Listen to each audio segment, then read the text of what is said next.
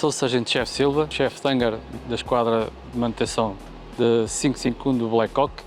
Estou colocado aqui há 1 ano e meio.